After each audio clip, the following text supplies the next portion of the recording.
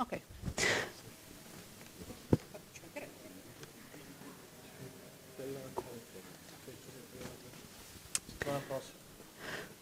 So, wow. Good morning, everybody. We are now starting with the first plenary session of this 14th edition of the ADAPT International Conference. The lineup of this plenary session is stellar, let me say so. We are very proud to have all these important keynote speakers discussing with us important issues. As you may know, I hope so, the conference this year is titled What Do Workers Want Today? An interdisciplinary reflection and representation, industrial relations and labor law. So today with me, we have Francesco Seghezzi, ADAPT President. He's going to provide a speak focusing on the background, on the basis of the rationale of the conference, providing the research perspective behind the scenes of this event. After Francesco, we leave the floor to Manuela Geleng. She works for the European Commission, where she's currently the Director for Jobs and Skills in the Directorate General for Employment, Social Affairs and Inclusion. Maybe she can also update us on the new names and titles going on within the European arena. And Ms. Geleng will help us in having the big picture on the future of work, focusing on the issue of quality job, skills, and social dialogue in the age of artificial intelligence. Complementary to this speech will be the one of Stijn Breke. Sorry, my pronunciation after years of inviting you at this conference is still not the ideal one. He's senior economist at the OECD, where he leads the organization's Future of Work initiative, and he currently manages a large research program on the impact of artificial intelligence on the labor market. This is the reason why he's going to talk about the impact of artificial intelligence on the labor market. And following his presentation, we'll have the one of Victoria Proskurowska from the World Employment Confederation, which is content partner of this event. Victoria is a labor market intelligence manager at the World Employment Confederation, and she will present a huge project they are now carrying on, which is called The Work We Want. So very topical for the broader objective of our event. Following Victoria's presentation, we'll have let me call the institutional, also point of view, thanks to the intervention of Mr. Konstantino Papadakis from the International Labour Organization. He will focus on the social dialogue we want, so the other side of the coin when dealing about workers' needs. And last but not least, we will have also the point of view of companies, because Mr. Luis Rodrigo Morales from the International Organization of Employers will help us in understanding the dynamics of industrial relations to support the development of competitive and sustainable labor market, which is an additional recurring keyword within this 3 days event. So, without further ado, I would like to give the floor to Francesco. The panel is organized, just one minor note. I will leave the floor to all speakers to present their work, their insights, and after each presentation, we'll pose just a small follow-up question in order to allow additional discussion on the key points tackled during the discussion. And hopefully, at the end of the panel, we will have time for interaction with the audience with a question and answer session. So, Francesco, the floor is yours. Thank you. Thank you, Margherita, not only for giving me the floor, but as a coordinator of our international relations to helping us to organize this beautiful conference.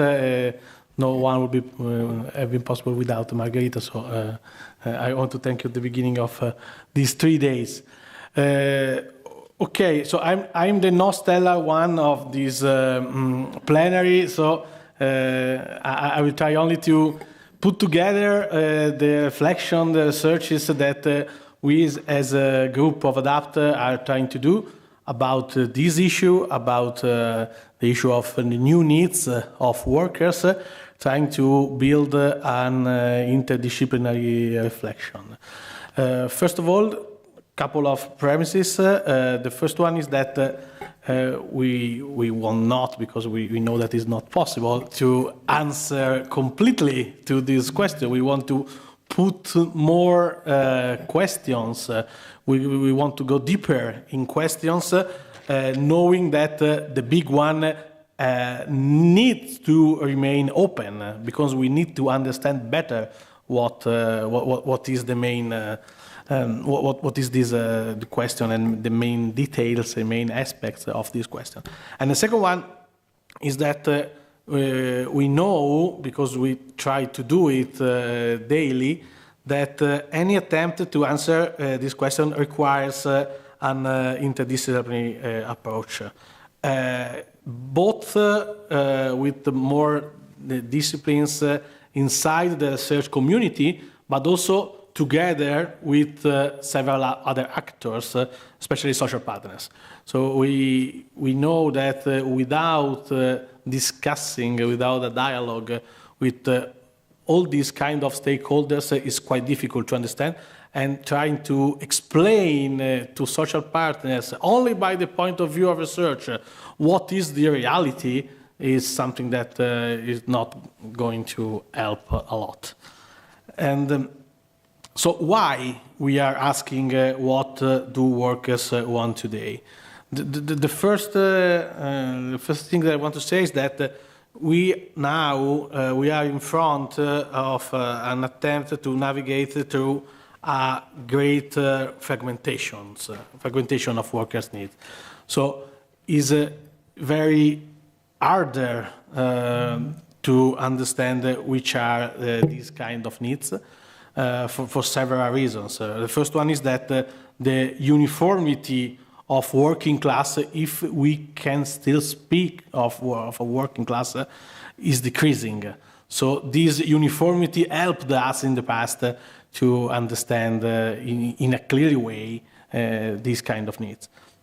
The second one is that representation has difficulties, for example, in engage all of non-standard workers with all the conceptualizations of non-standard. That is something not connected only to contracts, but to all the ways of doing work, of conceiving work today.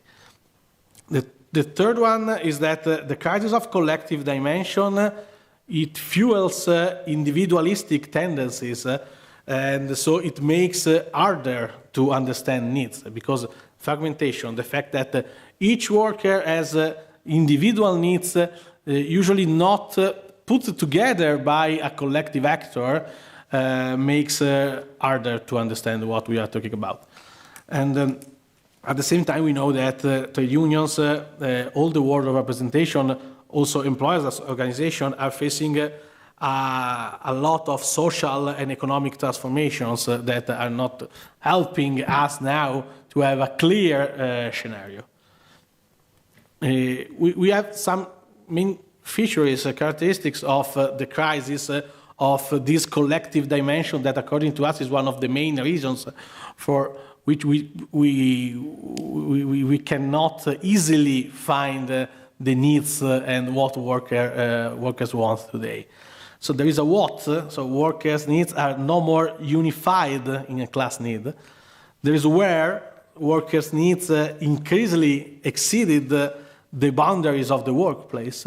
So we are used to imagine that all the needs, they're born inside the office, the factory, but we know that these boundaries now are broader due to a lot of issues. Technology is one of them, but not only this one. There is now so representation expresses less of a collective dimension, but sometimes more a service one. So social partners act as service providers, sometimes more than some actors that can build and educate in some way this collective dimension. And there is a why. Because for many people, we are seeing work plays a less prioritized role compared in the past. In the scale of value of people, works as a lower role than in the past. And this is not helping us to understand which are the needs. Which are the roots of this crisis? I go quickly because there are issues that we have discussed a lot during the past conferences. Next year will be the number 15, so we discuss a lot about these issues. The first one is the weakening of the representation actors, the lower unionization rate, the lower collective bargaining coverage, a changing public opinion about collective actors, the spread of a more individualistic model in addressing needs, the growth of non-standard work, of irregular work, and generally the spread of the neoliberal vision according to that sees that the collective dimension is more an obstacle for the success of the individual, the homo economicus, and for the business, because the invisible hand do not need any obstacle. So any intermediation of the relationship between workers and companies is something that will bring obstacles. And which are the consequences of this crisis? The first one is the weakening of workers in facing the challenges that are linked to the complexity of modern capitalism. So proving the failure of the homo economicus, because this model cannot help totally to answer in an autonomous way these kind of needs. At the same time, the failure of social partners as in their role of co-creators of the labor market. And which are the implications of this? The first one, according to us, is the replacement, sometimes, often, of collective actors with private entities governed by the market. For example, all the world of certifications in order to entering in a specific profession that are not more governed by the collective actors and industrial relation systems. And these tools do not represent a collective origin, but business and individual interest most of the time. And at the same time, we think that this approach prevents the construction of a common perspective on needs of workers into an individual dimension that sometimes brings to solitude and disorientation. We know that the approach to work is more and more a negative approach in the common narrative that we read on the newspapers, on the TV, on the public debate on work. It seems that we are back to a mostly negative idea of work as a fatigue and not as a dignity, as a way of fulfillment. At the same time, the disconnection between work and social participation is something very connected to the rise of the individualistic paradigm of performance. The principle of performance, as Marcuse called in the 60s, and a quantitative evaluation of work that is very typical of the 20th century capitalist model. And so we only want to be evaluated, especially in the 80s, in the 90s, about our performance, what we produce. This is one of the consequences of the end of the big ideologies, big collective ideologies of the 60s and of the 70s. And what is left? An idea of work as an individualistic process of building our own dignity upon what we are able to produce, what we are able to do, what we are able to govern inside the companies. But this model now is presenting a balance that is not very positive, because most of the time this paradigm conducts to this huge individual responsibility, brings to anxiety, depression, burnout, and in generally perceived personal inequality is very difficult to say, but you can read it. Very, very, very difficult. And it brings to a failure of this kind of model. This transition that we are living now creates an apparent contradiction. So by a certain point of view, we have the fading of the conception of work as an activity that expresses participation in a collective dimension.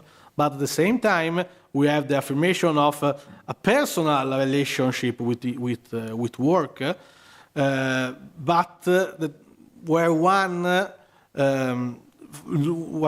finds meaning for desire, for recognition, and for social validation. So we have this apparent contradiction between these two ways of staying in front of work. So the desire for participation and the need for self-preservation opens up a real potential, according to us, according to our research, for revisiting 2 minutes. Oh, quite hard. I am president of ADAPT. I can speak like a couple of minutes more. And so the potential for revisiting the concept of social value, that is one of the main issues that we want to focus on. Okay, I can skip and go to the next part, because in all these theoretical perspective that I try to bring here, that, as I was saying before, is the result, because I want to bring the result of our research, the research of our researchers, PhD students, etc. In this context, we look especially at three major transformations: the technological evolution, the ecological transformation, the demographic transformations. So very quickly on these three transformations that are part of the discussion of these days, of the plenary session and of the parallel workshops. By the technological point of view, of course, we have a rapid advancement in technology that are reshaping skill requirements, and they create a divide between the people that can benefit by this and people that are marginalized by this. These open challenges for co-designing, for example, training ecosystem. So build them together, not as a destiny, not in a deterministic way, but as a tool that can be co-governed by social actors, opening an arena for a collective intervention that try to answer to the individual needs. By the point of view of ecological transformation, that is very actual, especially in Europe. Think about the automotive sector that we are discussing a lot in these weeks. Decarbonization and electrification, we know that can conflict with job continuity. So we need strategies to balance the sustainability with employment retention. And we need worker participation in building new factories, new way of organizing work, new approaches to production. By the demographic point of view, of course, we have the decline of workers too. So workforce availability is a huge problem today, also due to especially according to us, due to demographic transitions. At the same time, we know that older workforce needs for adjustment in a work organization, but at the same time, demographic transition is opening new markets that usually in the past they were most informal. Think about the care work. So we need to formalize and to value this sector in which the needs of workers are the same of the traditional workers. They are not like on a lower level of workers. So coming to conclusion is the last slide. What do workers want today?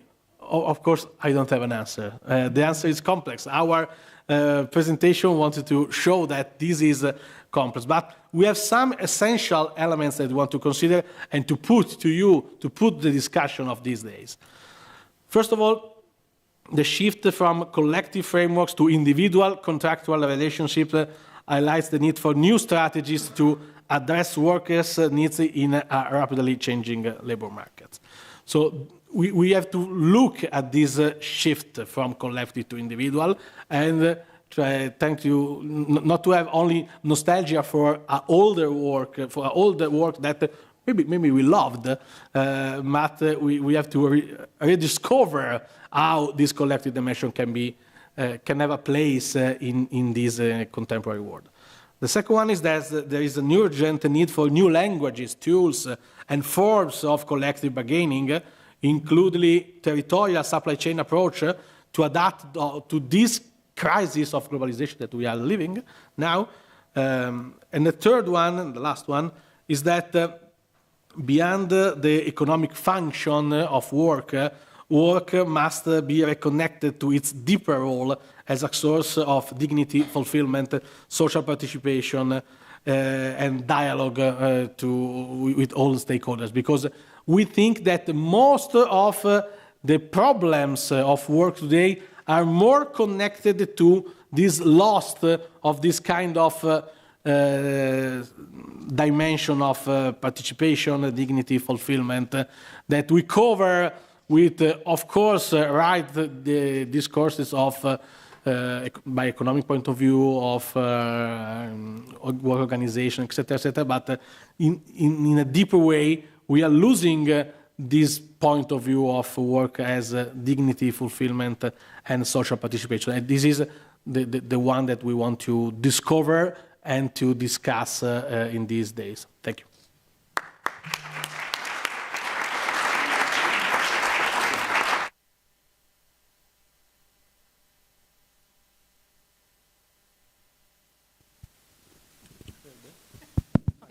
Thank you, Francesco. Sorry for saying the time was running out. Unfortunately, this is also my role today. I see that also the room is getting crowded, and I invite people standing in the back of the room to join us. There are a couple of additional seats in the first rows. We are really nice to see. So come. I would also like to say hello to all the people are following us through the streaming on the Adapt YouTube channel. So there's not only a crowded room here, but also we have online participants. So Francesco, you posed a lot of questions which are guiding these 3 days in Bergamo. And at the end of your presentation, you also mentioned the idea of work and the need for regaining a value for work and its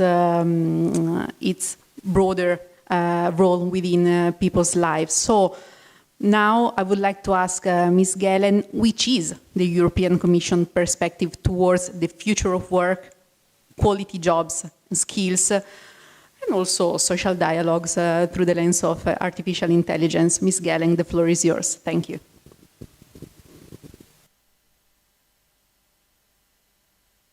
This one. Okay. Thank you. Thank you very much for inviting me to this conference. I'm very pleased to be here, and I'm very pleased to do it at the moment where actually we are starting a new cycle at European level, because the new European Commission started actually on Sunday. And many things are not decided yet, but some orientations are there, and this is what I would like to share with you at this point. So I would look into job skills and social dialogue in the age of AI and how the President of the Commission has set it out for the next 5 years.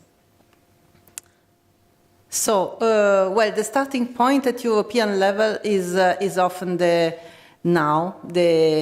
report from Mario Draghi on the future of competitiveness, and I think I thought it important to start from that, because indeed, where the Draghi report highlights a big gap, a big productivity gap in the European Union with other global economies is precisely in digital technologies, including AI. So clearly here there is something that we need to do.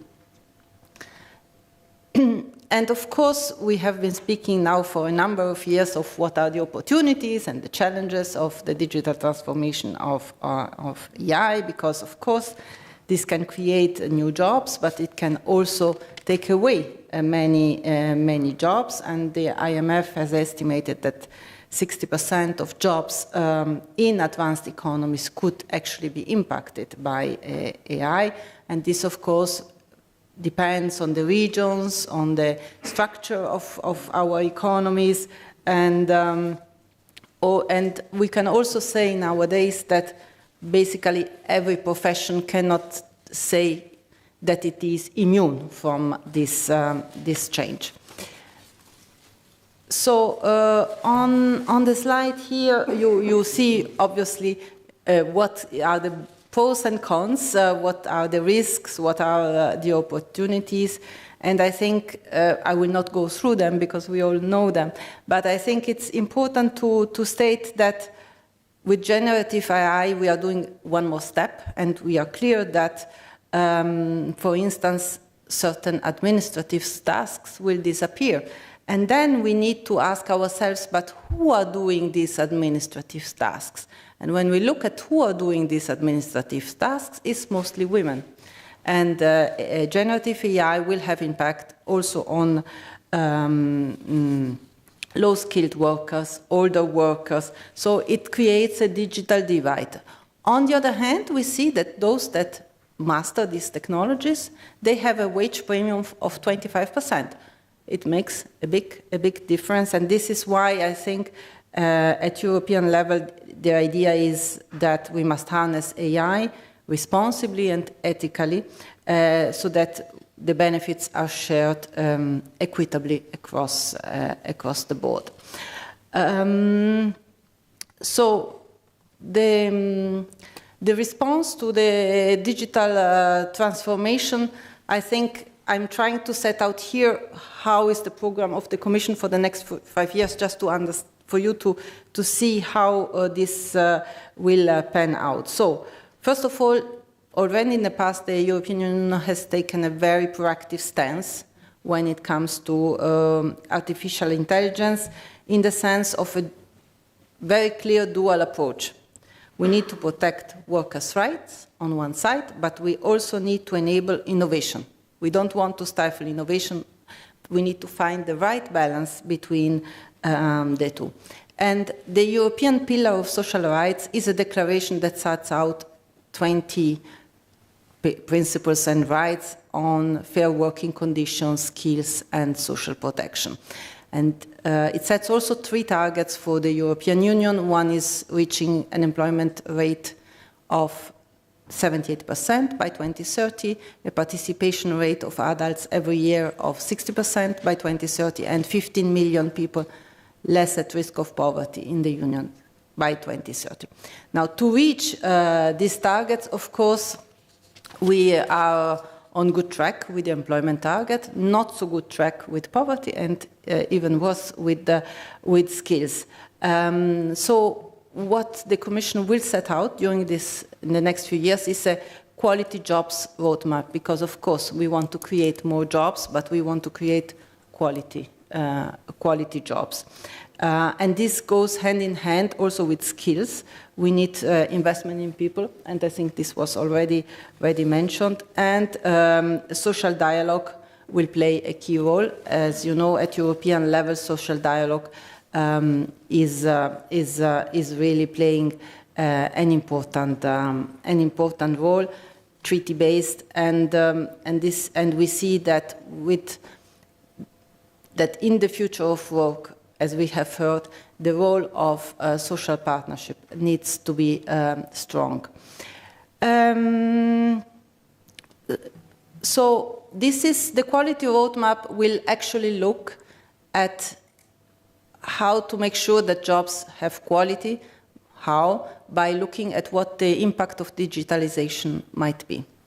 And for this, we have been asked to look at a right to disconnect, because we see that the always-on culture that we have had in these last few years, of course the COVID pandemic helped it a lot, has increased the pressure and the anxiety on the workers. And this has gone all along with telework. We have seen telework increasing from 11% before the pandemic to 20% last year. And we think it could still be increasing because 36% of the jobs could be teleworkable. And on the other hand, we also see that AI use is more and more across the economic sectors. As you know, the Union has already legislated with the Artificial Intelligence Act and the Platform Work Directive. Under the Artificial Intelligence Act, it has said basically that any action that concerns recruitment or management of the workforce is under high risk and has more stringent criteria. Now we will be looking, and we are studying actually, and this is why this conference is so important, to see really how this will impact the workforce and what should be a possible future initiative on algorithmic management in the workplace. The next key area in the area, of course, of the future of work is this is the title of the future initiative, which will be Union of Skills. So it's clear that our jobs will change, will continue to change, and we need a strong workforce. The European Union loses every year 1 million people leave the workforce. So we are shrinking. And that's why we have also a lot of labor shortages, and so addressing labor shortages and skills mismatches will be very, very important if we want to keep our economy going. So, social dialogue in the age of AI. I think Francesco already set out very well the challenges that are there. I think when it comes to AI, it's important that social dialogue is able to navigate this new context. Because social dialogue is essential, and it's the very basis, the very essence of the European social market economy. We know that collective bargaining on AI is gaining importance. 42% trade unions already are negotiating issues like data protection, worker privacy, impact on AI in working hours, transparency around the AI applications is, of course, also critical. And I could go on and mentioning many other examples. But I think with social dialogue, we can really achieve what is so important for us, that is a human-centered approach that should guide AI deployments. Because if we don't have a positive view, which we have now in the European Union towards artificial intelligence, it will be much more difficult to develop, to deploy, and to use it. So it's really important that AI is perceived not as a threat, but as an opportunity.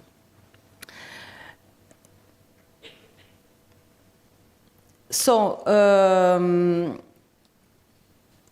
just let me come back, because I think I forgot one important element, which is that we, as social partners, AI means that social partners need also new expertise. Because how can employers use AI if they don't have the right information, and how can trade unions support the workers if they don't have the transparency of the AI systems that are being installed. And I think trust plays here a very important role, and this is why expertise becomes a very important element in ensuring a good social dialogue.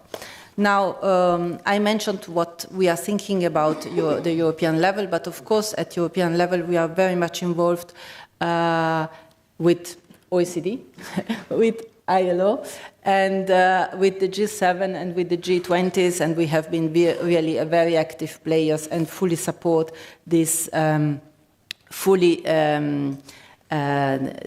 this approach of human-centered approach that has been taken, for instance, at the G7 ministerial conference in Cagliari just a few months ago.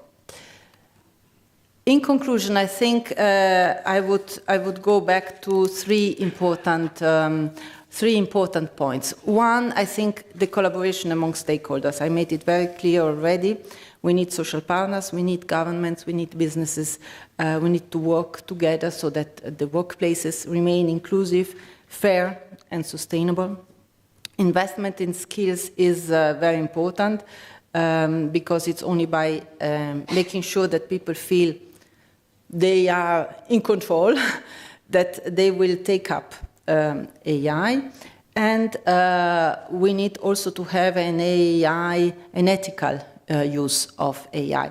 And because I think we can harness the full potential of digital transformation, ensuring that the benefits are shared widely. And just one more slide, because when preparing this speech, I asked the Microsoft image creator to create an image of what the picture I should bring is. And you see, the picture is not bad. I have a nice image there, but if I look more closely, well, the presenter, so me, I am a man. Okay, artificial intelligence had a 50% chance, so okay, wrong chance. But if you look at the audience and at the panel in the left one, basically everybody is a man.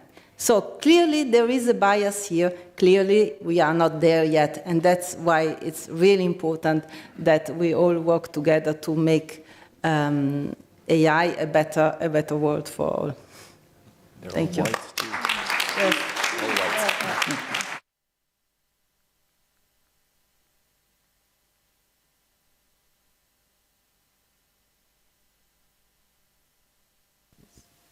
Bias in 2 seconds. Okay, when it starts working.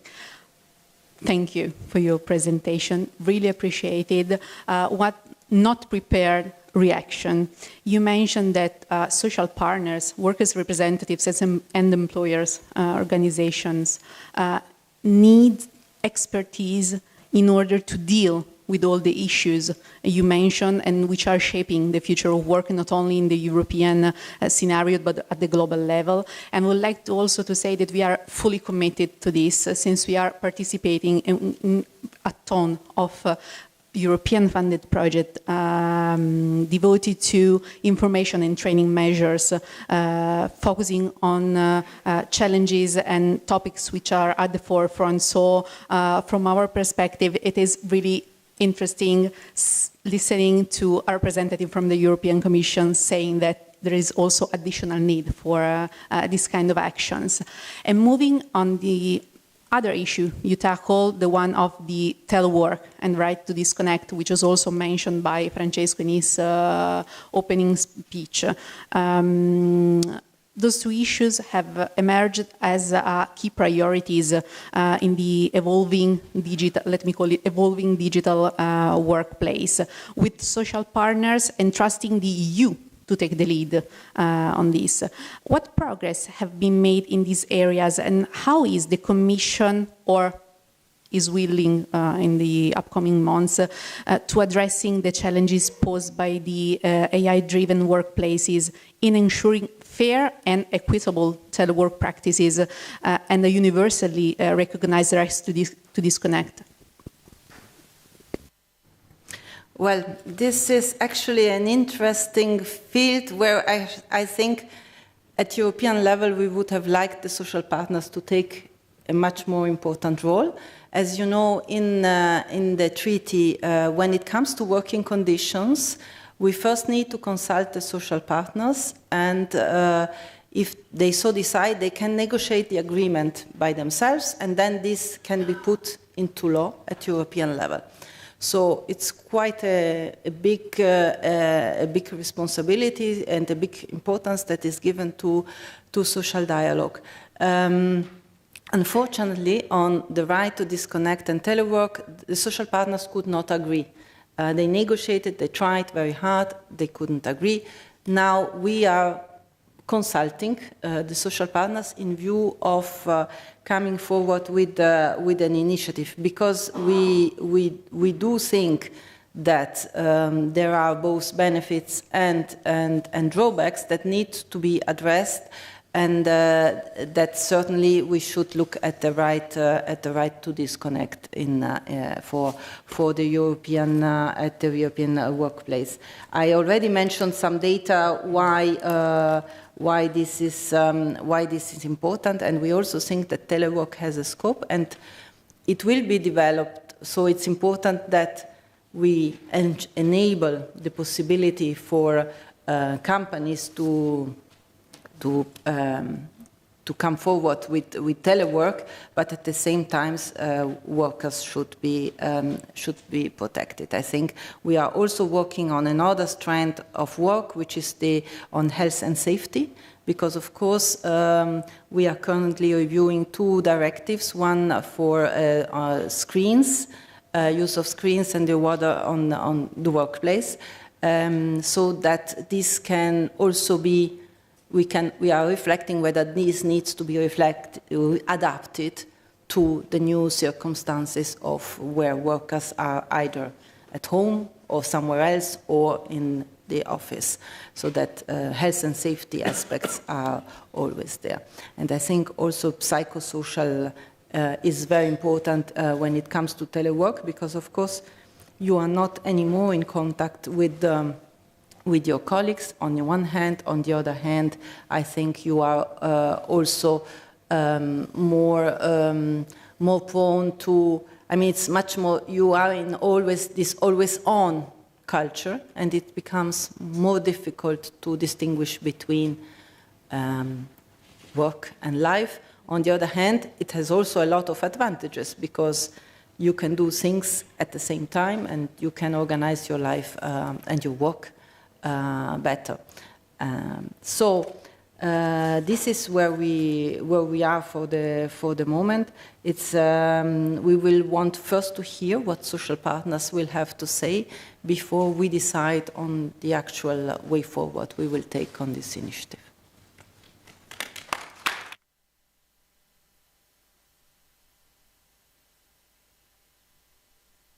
Thank you very much for this answer, which also highlighted the 2 key issues we are also following with our research group. So the one on health and safety in the digitalization arena, and also the psychosocial risks connected to the challenges on the labor market. You start dealing with the issues of artificial intelligence, but where do we stand? So, Sting, which is the impact of the artificial intelligence on the labor market? Thank you very much, Margherita, for inviting me, and inviting me again, because I was here a few years ago when I spoke about the platform economy and workers' rights in the platform economy. So now I've moved on and worked on AI. It's still within the same team. We've been working on AI at the OECD for years now, in fact, and what I will present today is really just the tip of the iceberg, like some of the very high-level findings. But I encourage you to check out our website for more details. So I will talk about 4 different things very briefly. One is, what is the impact of AI on the number of jobs? Do we face a jobless future? 2, what is the impact of AI on the quality of jobs? 3, what is the impact of AI on inclusiveness? And 4, I will talk a little bit about policy and regulation. Again, I will only touch very briefly on each one of these issues. So the first one is one that we get very often. There's a lot of fear around AI, and a jobless future. We saw that especially with the release of ChatGPT a few years ago. We had strikes in the US by unions, by workers, especially in the creative industries, worried about their jobs and being replaced by AI. And so this is not a new issue. This comes back every so often with new technologies. Each time there's fear about a jobless future. Now, it's true that, first of all, workers are worried. By the way, in this presentation, I will not say so much about what workers want, but more about workers say, because we did some research at the OECD 2 years ago where we did a survey of workers and employers in the manufacturing and finance sectors of 7 OECD countries about the impact of AI in the workplace. So already 2 years ago, we heard from workers directly what impact AI was having on their jobs. And when we talk to workers, they are worried about AI. A significant share of workers is worried about losing their job to AI in the next 5 to 10 years. And at the OECD, we have estimates of the risk of automation. This is not just AI, this also includes other automating technologies. But you can see that the risk of automation remains very high, with over a quarter of jobs being in occupations that are at high risk of automation. Now, despite this, we see employment rates at record highs in most OECD countries. That shouldn't say 21, that's updated actually. But in most OECD countries, we see employment at record highs. And this is despite automation, because automation has been going on. Tasks have been automated and jobs have disappeared, it's true.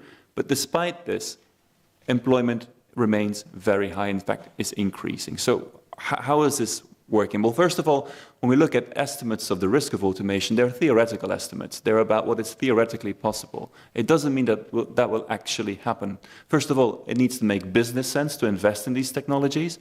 There are lots of social, ethical reasons why we don't necessarily automate certain tasks. Often it's a choice that we make. But also importantly, technologies, including AI, create new jobs. Now, one way in which they create new jobs are jobs that are directly related to the development, the maintenance of AI. So these are AI jobs. People who have the technical skills to develop AI. And there's been a rapid increase in the demand for these workers in the labor market. But as you can see from the y-axis, they represent a very small share. These are vacancies. So this is a percentage of overall vacancies for AI jobs. And you talk about less than 1% really of jobs, of vacancies that require AI skills. I think the more indirect way in which AI will create jobs is, well, it's one that we don't understand entirely, but this graph, which is not a great graph, but I wanted to show you that positive slope. Essentially what this graph shows you is that in occupations most exposed to AI, we have actually seen more employment growth. Now, this chart doesn't show you causality, but we do think that there is some effect, possibly a productivity effect going on, where AI increases the productivity of workers. It increases the productivity of workers. It makes the goods and services that they produce often better quality, cheaper, increases demand for these goods and services, and as a result increases demand for workers as well.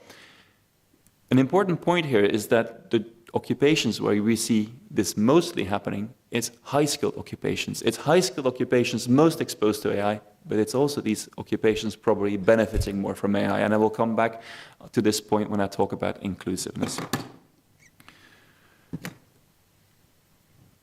Now, another thing that's going on with high-skilled occupations is, yes, they're more exposed to AI, but in high-skilled occupations, people still have more skills that cannot be automated yet. So here's a ranking of occupations according to the share of skills that they do or have that can be automated, and ones in the dark bars that cannot be automated. And you can see that to the left, is that, no, yes, to the left, that's right. The occupations that are mainly manual, which are occupations which are low skilled, you see they have very few skills that cannot be automated yet. Whereas the high skilled workers tend to still be more protected despite being more exposed to AI. And one thing that's been happening in most OECD countries, and this is quite a striking chart, is that we have seen a decline in the number of jobs for low-educated workers, including in Italy, as you see here towards the middle, and an increase in jobs for high educated workers. Now, in a way, this is good news. Good news in two ways, because in most OECD countries we've also made tremendous progress in educational attainment. So in fact, there are fewer and fewer low educated workers, so that the employment rate of low educated workers in most countries hasn't actually dropped. And it's good news as well because we're creating more and better jobs, more high-skilled jobs, as long, of course, as we can keep up with the investments in skills, which you referred to as well in your presentation. So this is on job quantity. Now, on job quantity, just to summarize, we do not see an effect, despite the risks, despite the concerns, we do not so far see an impact, a negative impact on employment overall. That doesn't mean some workers shouldn't worry more than others. There's inequality issues underneath the surface. But at a global level, we shouldn't worry too much. Now, this might not be good news either because we're living in rapidly aging societies, and one famous economist, I can't remember who it is, said we risk running out of workers much faster than we risk running out of work. And in fact, with the kind of the labor force shortages that we face, some countries are placing high hopes on AI and other automating technologies to replace the million workers that you were referring to that are leaving the workforce. So that positive news about automation could also be some negative news if we're worried about the future and having enough workers to do the jobs. Let's move on to job quality. Now, in job quality, I'll just be very brief, but something that really struck us when we did these surveys of workers 2 years ago, was how positive many workers who worked with AI were about the impact of AI on their jobs. You can see that the two darker bars show the workers who are very positive. So positive about the impact of AI on their performance at work, positive about their enjoyment, the impact of AI on their enjoyment of their job, but also on their physical and mental health. Over half of workers that we surveyed said that AI improved those aspects of their jobs a lot to a little to a lot. Whereas the worsening is actually very few say AI worsened job quality or these aspects of their jobs. That's not to say that it's all a positive story. We all know it's not a positive story uniquely. It's not a black and white story. In fact, in the same survey, we asked about data collection. And many workers are worried about the collection of data at work. And they're worried about the collection of data at work and what impact this has on their privacy, on the kind of the risk of bias and decisions being made against them, and also worried about increased pressure to perform at work. And I think that increased intensity of work is something that we hear very regularly from workers, at least at an anecdotal level. But these data, especially the first bar, seems to support that. We know there are other concerns about the use of AI in the workplace as well. Things about privacy, data collection, bias and discrimination, which is mentioned already here as well. Also, things about algorithmic decision-making, automated decision-making, algorithmic management, which I'll come back at the end of my presentation. The other thing, and this is an interesting thing that some of my colleagues at the OECD do, is they use AI to scrape newspaper articles on the web to find incidents that are reported in the news on AI. And these are incidents here that I show you, incidents that are related to work and workers. And one thing that you see is that there's an increase over time in the number of incidents reported. That could reflect also the increased adoption of these tools in the workplace, or also even just increased awareness about some of the risks. But clearly, the risks to the workers and the workplace are increasing over time as adoption increases as well. So on job quality, I think AI can be very, very useful in increasing job quality, but we mustn't forget about all the risks. Third point is on inclusiveness. I'll just have a very quick look at time. Okay, I have 5 minutes left. In these surveys that we did surveys of workers, we also did surveys of employers. And we asked the employers who are the groups they saw to be benefiting more from AI or losing out more from AI. And maybe I'll focus on the middle ones first. Employers didn't seem to worry so much necessarily about women, migrant workers, workers from an ethnic minority, at least not in terms of the balance between these groups and other groups. There's also a group that employers thought could benefit immensely from AI, and that's the bottom bar, which is worker with disabilities. And in fact, we published a report at the OECD, I think a year and a half ago, about AI and workers with disabilities, and the enormous potential there is in terms of tools that can help these workers overcome some of the barriers they face in the labor market, tools that can help these workers see, hear, communicate, be more mobile. Of course, there are issues in the development and in the adoption of these tools, but there is enormous potential here, and employers seem to confirm this.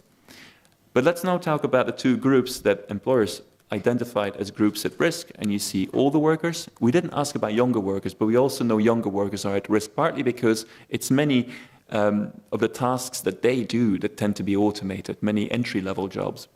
Older workers as well, we're not sure whether this is kind of a biased view of employers that older workers may be not so adaptable as younger workers. We don't. This may be ageism reflected in this answer, but it may also be it may also be related to older workers participating less in training because there's fewer returns to them to invest in training. So it may be it's a complex story that we don't fully understand, but they're clearly at risk as perceived by employers.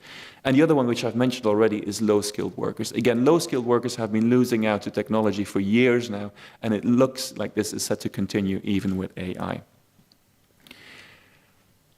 So very briefly on policy. Investing in skills will be important. Why? First of all, employers mention it as a major barrier to adopting AI is a lack of skills. So from the employer side, if we're not investing in AI because we don't have the skills to invest in AI, we're losing out. And this points to the kind of threat to competitiveness and losing out on that side. But the other thing that we heard from our survey is that workers who were trained to work with AI were far more positive about these aspects of their jobs that I spoke about earlier. So performance, enjoyment at work, physical and mental health. All the workers who were trained with AI were far more positive about the impact of AI on their jobs than the workers who were not trained to work with AI. So clearly investing in skills will be very, very important to make a success of AI. Similarly with social dialogue, the workers who work in workplaces where they are consulted by their employers about the use of new technologies were far more positive about the impact of AI on their jobs than workers who worked in workplaces where they were not consulted about the adoption of new technologies. So both social dialogue and skills are really important. And just in my final couple of minutes, I hope, yes, in 2 minutes, I want to say a few words about policy and regulation. Now, first of all, regulation around AI. The first point I want to make is that AI does not operate in a regulatory vacuum. We already have a lot of regulation about data privacy and data protection. We have regulation about discrimination, about occupational safety and health, about employment protection. That regulation is there, and often we just need to make sure that regulation is applied also in the context of AI. Then there's a question of whether we need new regulation. And here I think opinions vary, depending upon the countries that we talk to. Some countries think they seem to be fine with the regulation they have. It's more about applying the existing regulation. Other countries seem to think that they need new regulation.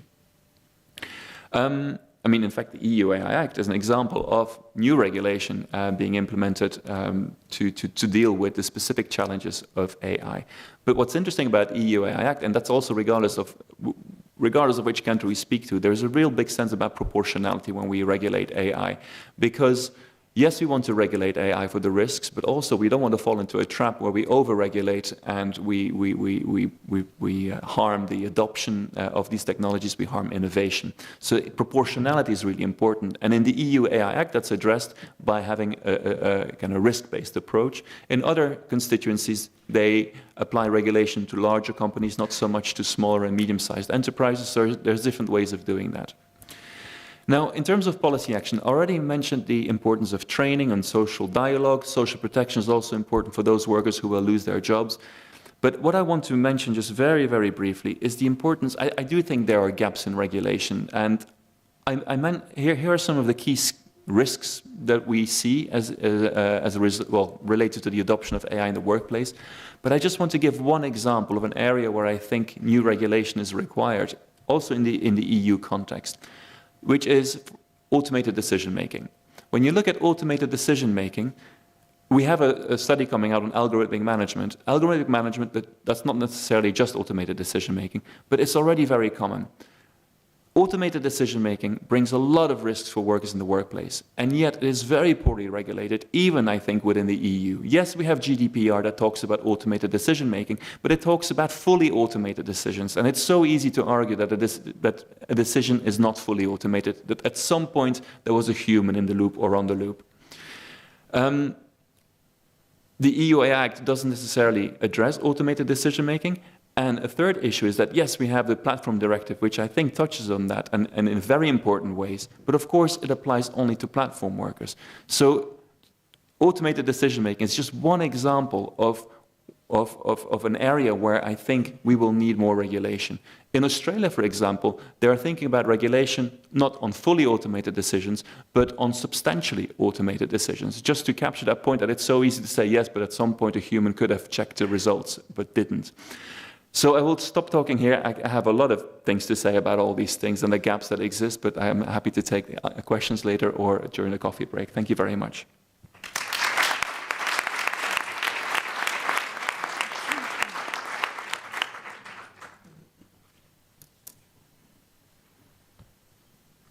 Thank you very much for this very comprehensive presentation on a topic which I assume is quite complex to be described and illustrated, also when dealing with figures and reliable data on the adoption and on the impact of artificial intelligence on the labor market.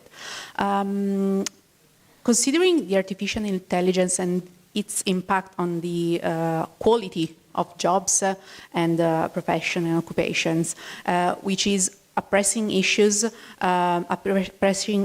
since it has also been highlighted by a dedicated call for research track within our call for abstracts before this conference, leading in turn to several workshops during this event dealing with the topic of artificial intelligence, automated decision-making, etc., etc. You mentioned just at the end of your presentation the issue of the size of companies in dealing with the adoption of artificial intelligence. And given the fact that the significant presence of SMEs within the European landscape and their central role in the labor market, how do you think, how does this influence the adoption of artificial intelligence driven tools? And additionally, and this is a spoiler, with the OECD forthcoming survey on employers' use of algorithmic management tools, what key trends or concerns have emerged? Can you already give us some hints, possibly also with reference to the Italian context? And how might these findings inform future regulatory or policy initiatives to support both SMEs and workers? We will need, I know, an additional 1 hour to discuss all the issues, so it's up to you to decide which topic, which issue to tackle or to provide with additional information. I was just going to say we need an hour for this, but I'll be very, very brief. So we actually have 2 new studies coming out in the OECD that touch upon both of these issues. First of all is SMEs. When we did our study a few years ago, we found that adoption of AI was actually relatively low. That's partly because, at the time at least, AI was still very expensive, very data intensive, and so for large firms, that was something they could do, although many of them, even back then, were just experimenting with the technology, piloting things. And adoption, especially among small and medium-sized enterprises, was extremely low. But now, of course, we have generative AI, which I think changes the landscape a lot when it comes to AI adoption, also because it has this bottom-up adoption from workers up. And so we believe that Gen AI offers opportunities for SMEs to maybe close the adoption gap of technologies and maybe close the productivity gap with larger firms. And so we have a survey ongoing that is targeted at SMEs and asks them about their use of generative AI, and specifically asks about to what extent it can help them overcome skill shortages and labor shortages. And the results of that survey will be available in, I suspect, May, June next year. Unfortunately, Italy did not participate in that specific study, but another study that we're we will release in February, looks at algorithmic management. And here we're doing this in 6 OECD countries in the US, in France, in Italy, in Spain, in Japan, and in Germany. And we try to complement research that was done by the JRC, the Joint Research Council, that looked at, that asked workers about the use of algorithmic management tools. But of course, the problem with workers is that they may not be aware that these tools are being used. So we decided to complement that research by asking mid-level managers in companies about the use of these tools. And mid-level managers are really people who use these tools and are directly impacted by these tools. And we surveyed 6,000 mid-level managers in these countries. And what we find is that algorithmic management is not something of the future of work. It's something that's actually already used very commonly in all countries, especially in the US, much less so in Japan, interestingly, and there are reasons for that. And the European countries sit somewhere in the middle between these two extremes, but including Italy. So this study will come out in February, highlighting some of the benefits that algorithmic management can have in terms of the quality of managerial decisions, additional information, etc., but also the concerns that managers have about the use of some of these tools. So yeah, that's something to look forward to, these 2 studies. Thank you.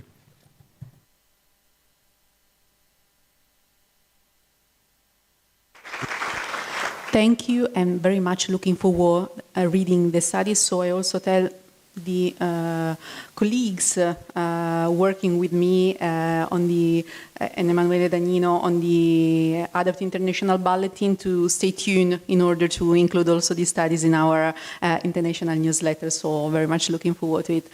Now, Victoria, your work is not so easy, because which is the work we want?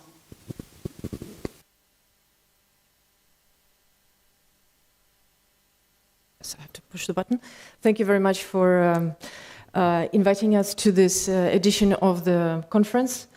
And thank you to the organizers for taking care of the conditions for work. You know, when we sit all day, it's wonderful to stand up sometimes. So I'll do it standing.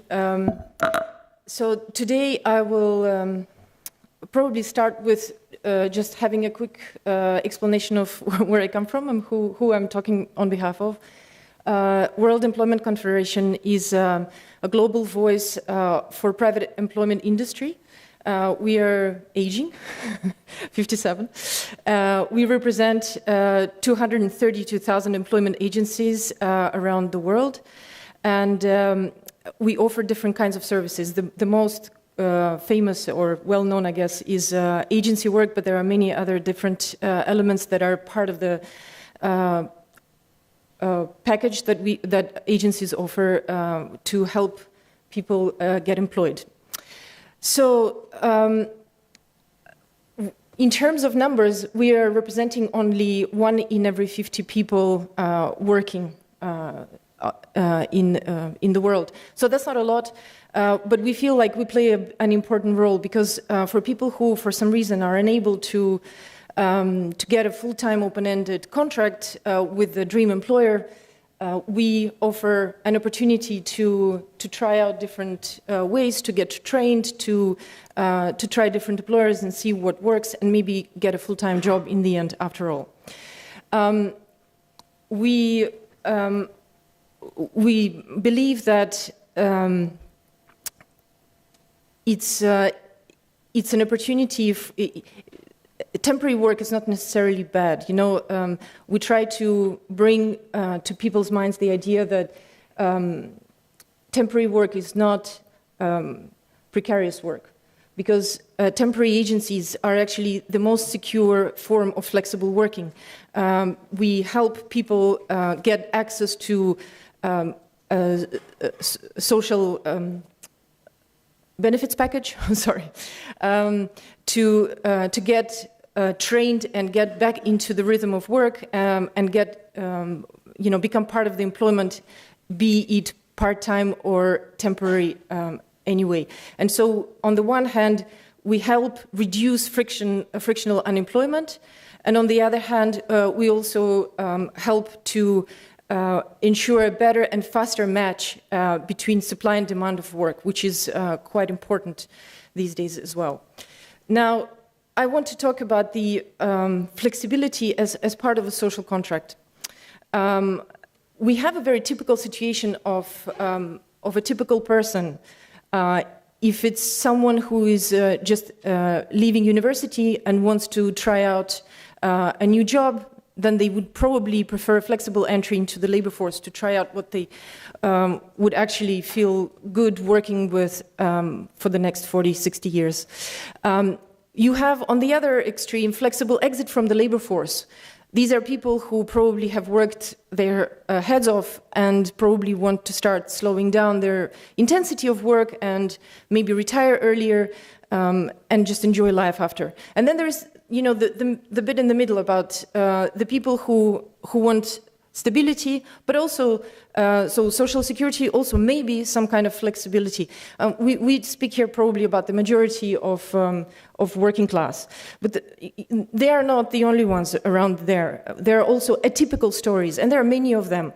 If you think about it, there are people with health issues, there are working parents, the students, elderly, people who are caring for the elderly at home, immigrants, ex-prisoners, ethnic minorities. I mean, there are so many different examples.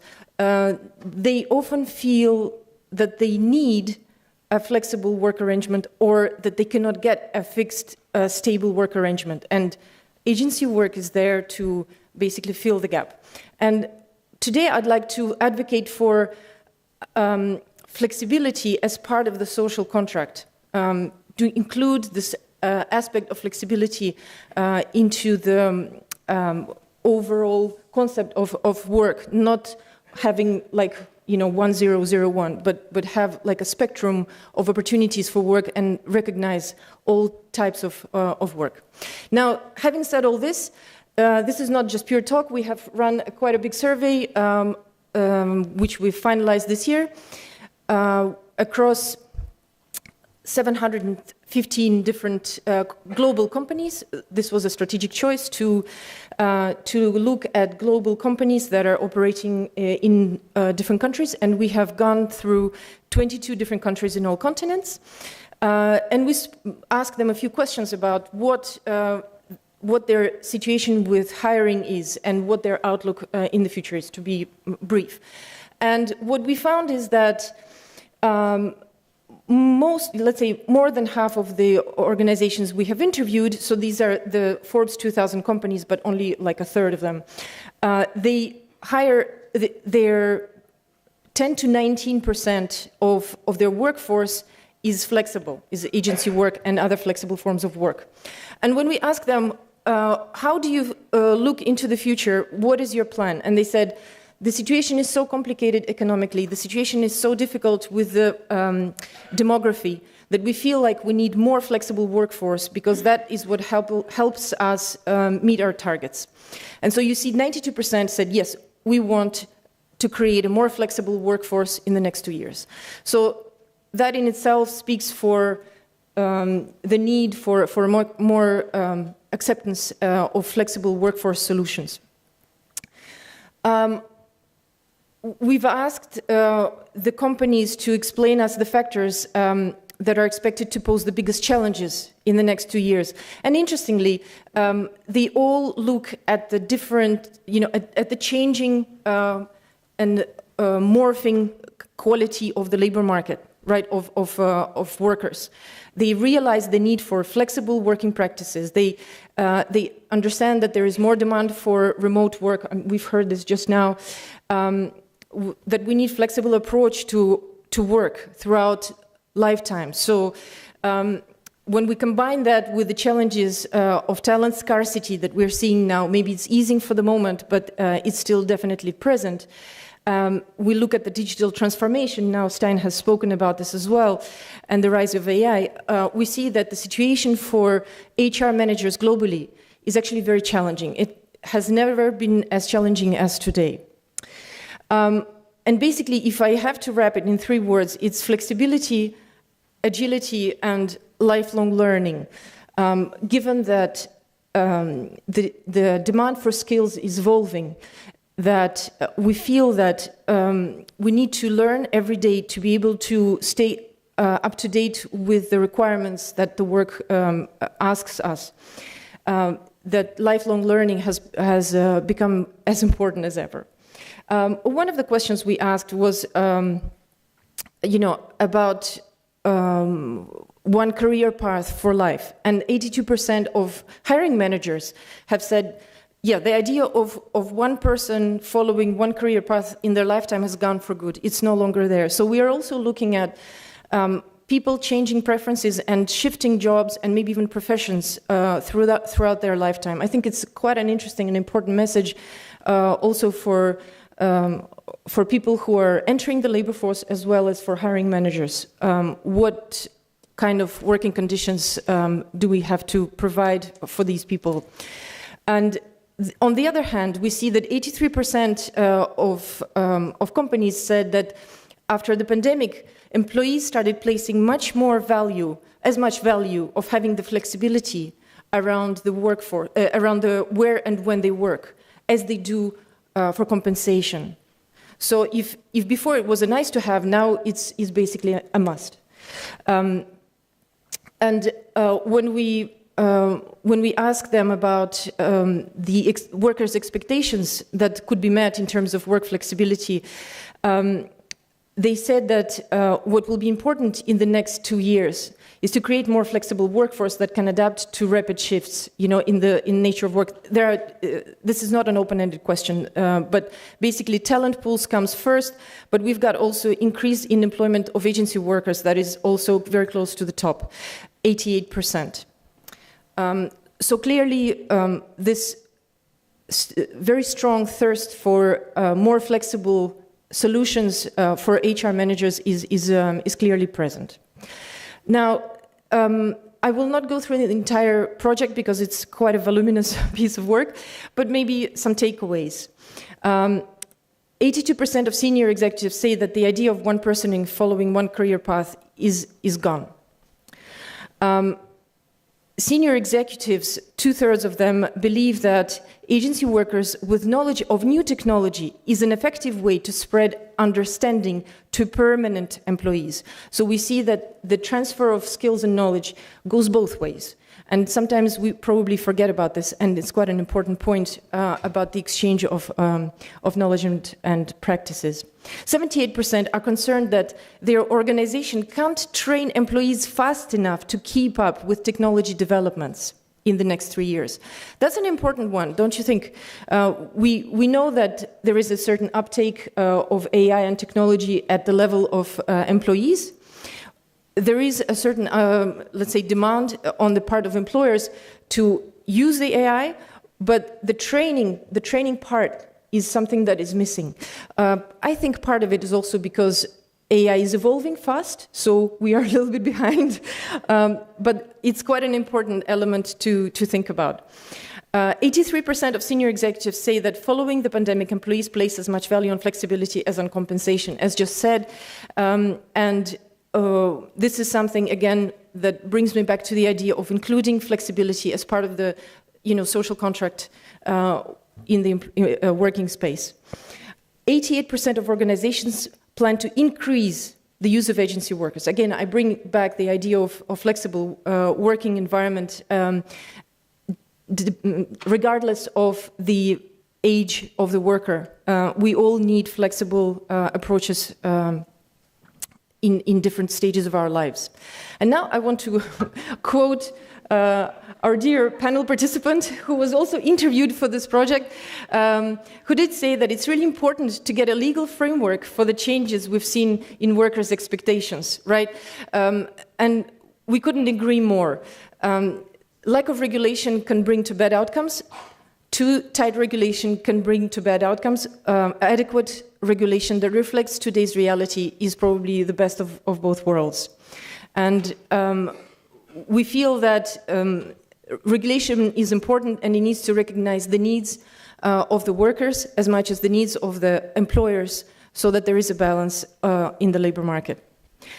For those of you who will be checking out the research after this conference, I leave you with the QR code and the outline of the 3 chapters of the research, which focuses on technological evolution and AI.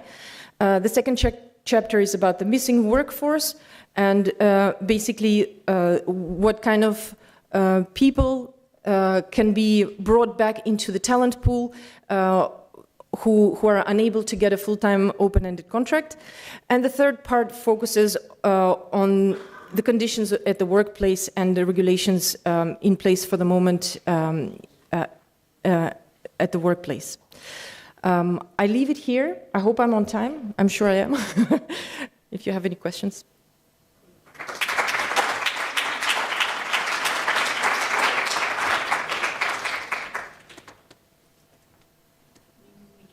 Take a couple of minutes for discussing in more detail maybe an issue. How do you see the role of, again, private employment agencies in their broad sense and with all the scope of their action and objectives and role within the labor market in addressing those evolving needs you have just mentioned, which are increasing in the labor force and from workers? Specifically, how can private employment agencies balance flexibility, which was a key word in your presentation, and lifelong learning for workers while ensuring at the same time the competitiveness of client companies in securing the human capital they need in face of all the shortages we all know are undergoing in the labor market? And do you possibly have maybe examples at national, local contexts, also sectorial ones? You mentioned that sectorial talent pools are strategic to maybe close the gaps in matching human capital and skills and professions within the labor market, that you consider innovative in these areas? A very broad question. So as I mentioned, employment agencies are, first of all, they are facilitating the match between the demand for job and the supply of jobs. So in that sense, there is efficiency in hiring and in matching skills with the requirements of the job. So that is kind of the fundamental role that the agencies play. Agencies also train workers where needed, so there is that angle to it as well. Now, modern solutions, I mean, there are many, I guess, and one that really springs to mind is the recent, in my view, amazing achievement of, well, not to point fingers, but I think it was quite an impressive project from Randstad on using the gaming world, where young people spend a lot of time gaming, to actually hire people and get them to do the job that is compatible with the soft skills that they have been developing while gaming. So they are actually sort of looking at the qualities that and skills that they develop, that the young people develop, or not necessarily young people, whoever is a gamer, developing in their virtual world, and bring them back to the real world so that they are able to earn money and contribute to, let's say, to put it in a very dry way, but to productive capacity or, economic role in the society. So we are all being creative and looking for new solutions in the new and ever-changing environment. So in that sense, agencies play quite an important role while still representing only 2% of the labor force.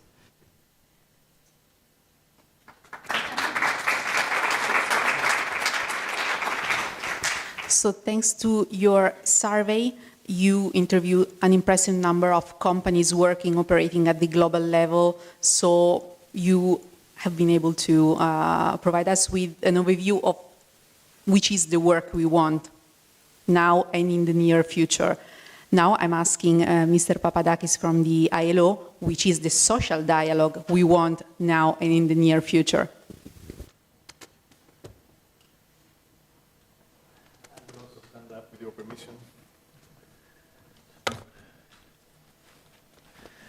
So So first of all, thank you very much for the invite. And well, I'm tempted, first of all, to give an overall answer to your conference main question. Workers want what they have always wanted. They wanted income and employment opportunities, social protection, and to have their rights respected at work. Now, they also want something else, and this is the focus of my presentation. They also want to be involved in policy making that is affecting their lives. And from an ILO perspective, the most institutionalized and legitimate form of this involvement is social dialogue. Now, having said that, for this involvement and social dialogue to be effective, social dialogue needs to rely on 4 major preconditions. First, the existence of appropriate legal frameworks protecting in law and in practice freedom of association and collective bargaining rights. Second, appropriate institutional environment and mechanisms for social dialogue at all levels, enterprise, sectoral, national. Third, strong, independent, and capacitated and representative workers' organizations that are able, thank you very much, that are able to represent effectively all workers independently of their status in the labor market. And fourth, and finally, appropriate follow-up of the outcomes of social dialogue, agreements, etc. Now, allow me to take a few minutes to present some opportunities and challenges associated with the status of these 4 preconditions for effective social dialogue before highlighting also some information on the observed role of social dialogue in regulating world of work issues, such as also in the area of technology. And most of my presentation draws on the Social Dialogue Flagship Report of 2022 and the next one, which is released next week, 11 December. Yes, so first, in relation to the existence of appropriate legal frameworks. Now, on the positive side, for freedom of association and collective bargaining. Now, on the positive sides, a majority of the 187 ILO member states have ratified conventions 87 and 98 that spells out how these rights should be applied at the national level. However, half of the world's working population is not yet covered, mainly because member states with large populations have not yet ratified these international labor standards.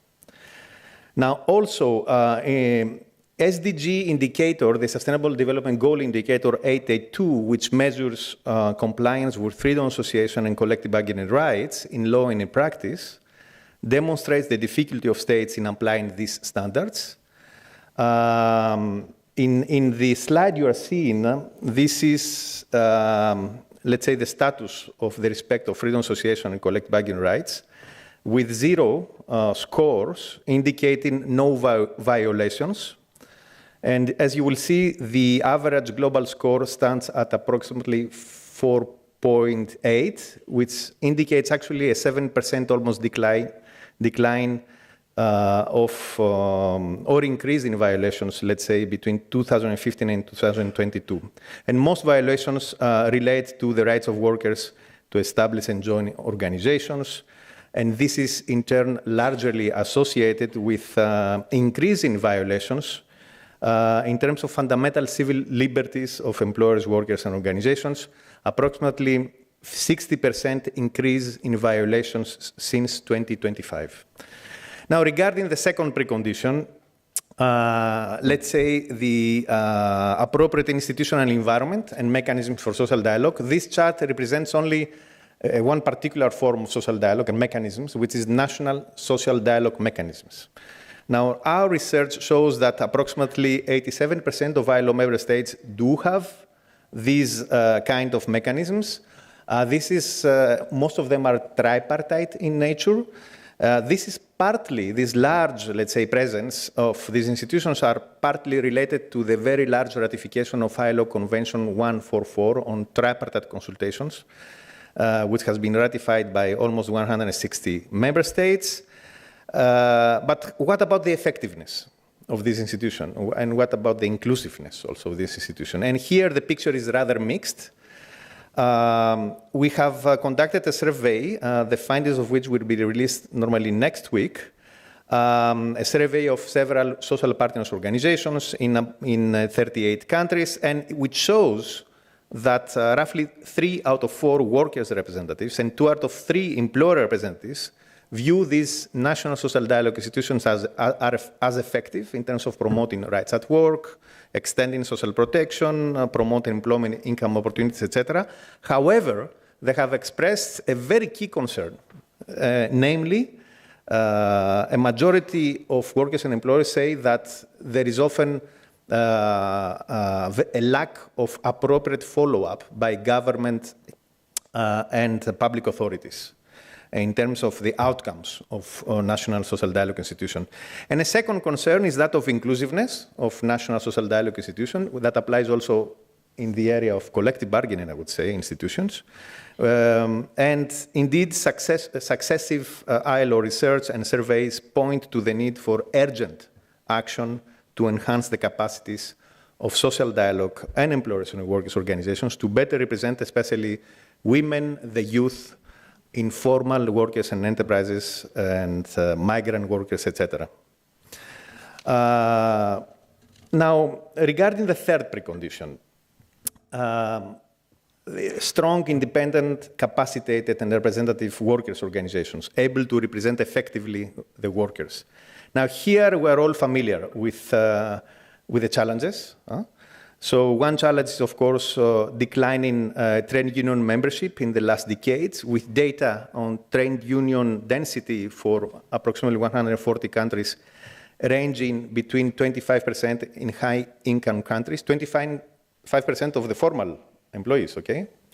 And 62% in lower-income countries, with a country average of 20%. Collective bargaining coverage remains another concern. Again, here we have a snapshot view of the collective bargaining situation around the world, which is the unweighted average is around 34%. And this, I will not get into the details of this, but let's say that the institutional configuration of collective bargaining landscape, let's say, plays a very important role in terms of large or low collective bargaining coverage. For instance, notably in countries where we have multi-employer bargaining, obviously the coverage is lower. In countries which privilege, especially single employer enterprise level bargaining, the coverage is very low, in the order of 16%. And another challenge is, of course, the trade union fragmentation, particularly in conditions of very low unionization rates, the proliferation of organizations competing for members, for influence, etc., have dilapidating effects on union power. Another challenge is, of course, the frequent and absence of legally protected procedures to define social partners' representativeness in line with best international labor standards, and this is partly also due to the absence of an international legal standard defining what is representativeness, which organization is most representative. And of course, there are many difficulties in terms of organizing and representing hard-to-organize workers, such as informal workers, migrant workers, platform workers. Globally, almost 60% of employed people aged 15 and above work informally. This amounts to a huge number of 2 billion people, which are often virtually excluded from social dialogue of any type. Now, nevertheless, there is evidence of successful strategies to integrate informal workers, migrant workers, platform workers, etc. Now, finally, in terms of appropriate follow-up of the outcomes of social dialogue, here, I mean, this is pretty much a question of political will on the part of those that are supposed to implement the outcomes of social dialogue, be it the employer, be it the state, but also access to labor justice, judicial and non-judicial, guaranteeing that breaches to agreements do not go unpunished and that compliance can be ultimately achieved. Now, we have conducted in 2023 a comparative study of labor dispute resolution systems, and here we see evidence of increasing involvement of workers and employers representatives in this kind of judicial and non-judicial bodies, for instance, as lay judges in judicial institutions, members of tripartite governing bodies of labor courts, or arbitrators, etc. Now, it should be noted in that respect that the ILO does not have a standard there either. However, we are organizing in February, next February, a meeting, a technical meeting that may eventually lead to the first ever international labor standard on access to labor justice. Now, going beyond now the questions of preconditions. And in spite of these challenges, which I mentioned before, ILO research also shows the important role social dialogue has played and can play in terms of regulating key world of work issues. Very quickly, this is a slide that presents the effervescence of social dialogue processes and outcomes during the COVID period, which social dialogue served to shaping solutions on very important themes, including telework, remote protocols, establishing occupational safety and health protocols, short-time work schemes, or even fiscal and other measures to support business continuity. Now, some of these social dialogue agreements, have even become part of legislation. And following the COVID crisis, we also saw that entire recovery strategy plans, national recovery plans, have been designed through social dialogue. The ILO has recorded in the period 2019-2023 approximately 80 tripartite social pacts containing measures such as macroeconomic and investment strategies, proposals in any case, and policies aimed at tackling labor income inequality. Now, going to the question of the major challenges, such as technological and environmental changes, here too, ILO research shows that both collective bargaining and tripartite social dialogue have been used to regulate digital and green transitions so that it benefits both workers and employers. However, this is not as extensive as one would have expected given the importance of the impacts in the world of work. For instance, during 2 years ago, our report showed that using a sample of 500 agreements across the world, collective agreements, only a quarter of these agreements dealt with technological and environmental policy-related matters, including for regulating platform economy, algorithm management, etc. Surveys that we have done and we will present next week in the next flagship report shows that confirms the same figure, exactly the same figure, 25% of our sample regarding tripartite social dialogue. Now, and again, I think one of the reasons why this is not as high on the agenda of social dialogue mechanisms is that other more pressing or equally pressing, or at least priority areas, let's say, have taken precedence, and this concerns economic recovery and also questions that relate to the cost of living crisis, etc. So particularly in relation to digital transition, research shows that most social dialogue takes place in developed economies where social dialogue is better institutionalized and where digital penetration is more intense. And this is the case notably in Europe. In Spain, the Riders Act, which regulated the employment conditions and pay conditions of platform workers, was done through tripartite social dialogue. In France, France has established a dedicated authority, the Authority on Labor Relations and Employment Platforms, which allow platform workers to organize and negotiate bipartite agreements with platform companies, etc. Now, outside these developed economies, however, this is a concern. Social dialogue remains a concern because it's very rare. And this entails the risk of a growing divide between those that benefit and those that are excluded from the digital transition. And of course, it contains the risk of increased inequalities affecting developing economies.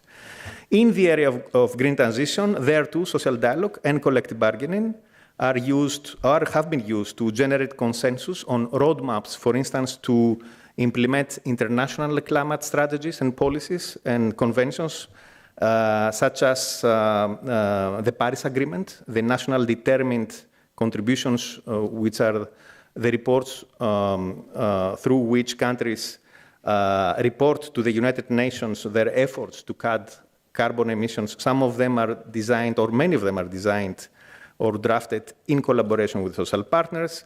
We have a lot of social dialogue in the area of increasing social dialogue in the area of managing heat stress, including here in Italy.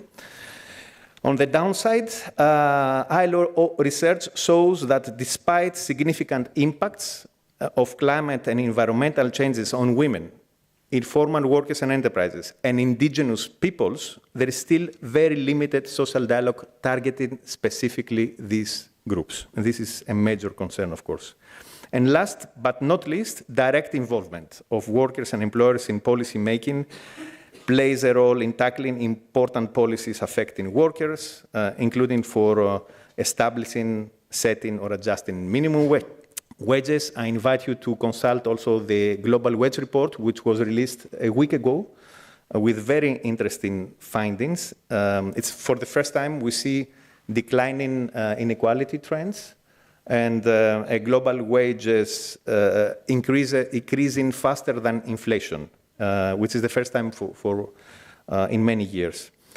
Now, I would like to conclude a little bit in a philosophical tone and say that the vision of social dialogue, at least from an ILO perspective, and the social dialogue that the workers want, still falls short of its full potential in today's challenging global context, as it does not always ride, on the one hand, the ideological wave, and on the other hand, unilateral approaches to governance more often than not prevail. However, social dialogue remains an indispensable governance tool against unbalanced policies and a catalyst for advancing social justice. And here I would like to cite Nobel laureate Ilya Prigozhin, who insightfully observed that when a system is far from equilibrium, small islands of coherence in a sea of chaos have the capacity to lift the entire system to a higher order. So from an ILO perspective, we see social dialogue as one such island of coherence, offering the promise to transform instability into progress and to bring in more democracy in the world of work. Thank you. In the world of work.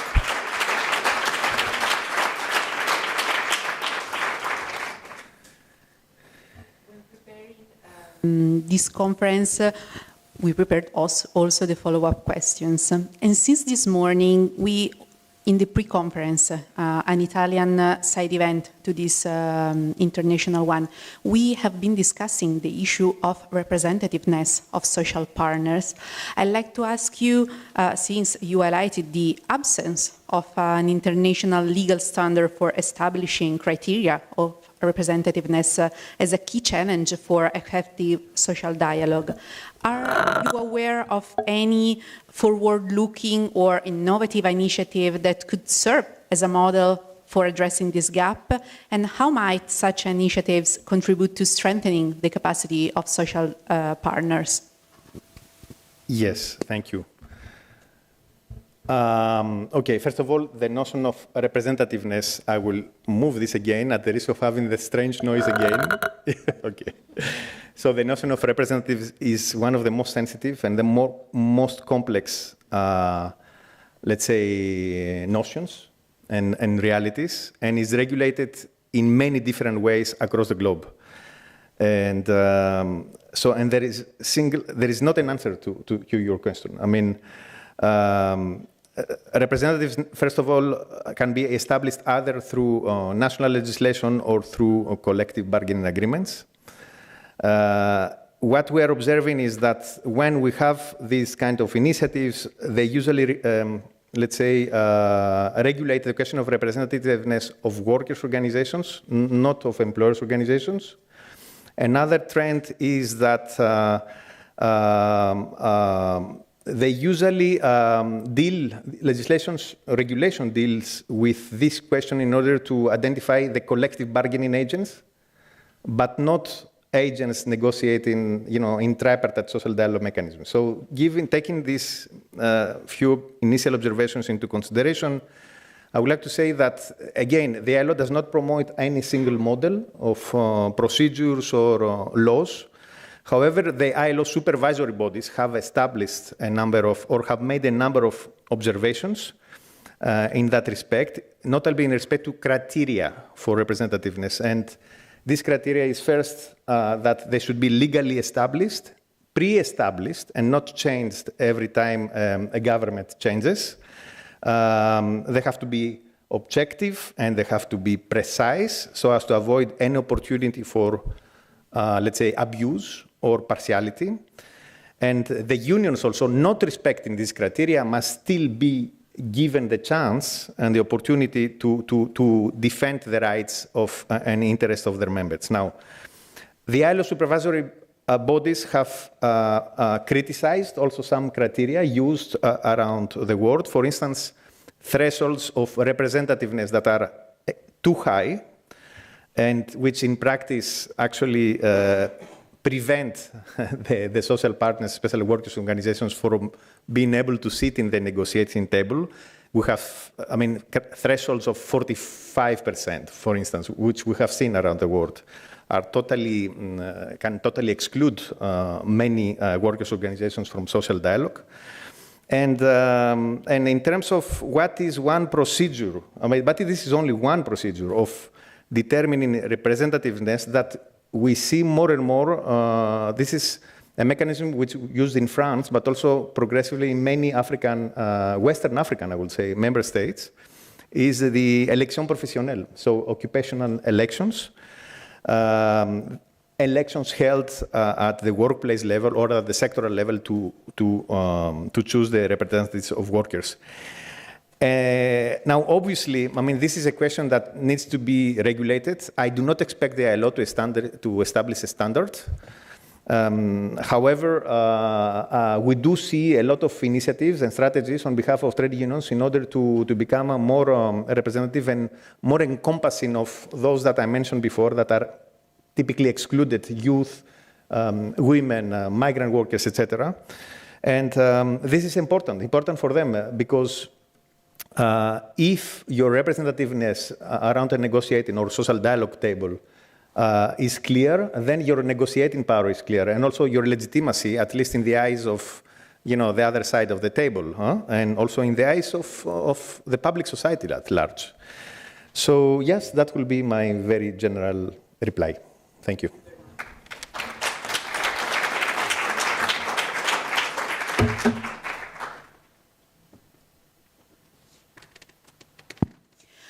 So we included the industrial relations keywords within the title of this conference. So I'd like to ask Mr. Morales from the International Organization of Employers, which are, in his perspective and in the perspective of his organization, the dynamics of industrial relations which are supporting the development of competitive and sustainable labor markets.